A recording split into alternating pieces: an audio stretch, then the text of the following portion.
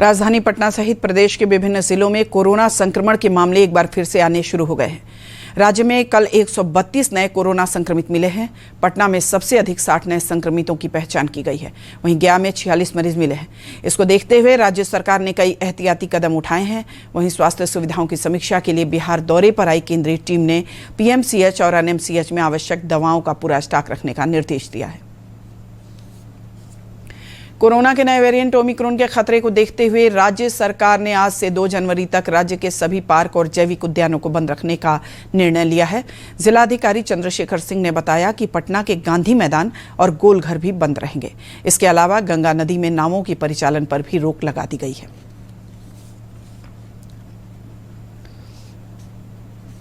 नहीं, ये नववर्ष को लेकर के और भीड़ भाड़ रोकने को लेकर के नववर्ष पर बंद किया गया है। जो सार्वजनिक पार्क हैं सभी पार्क, जू इत्यादि, इसको बंद किया गया है। नावों का परिचालन रोका गया है ताकि कोरोना का संक्रमण बढ़े नहीं।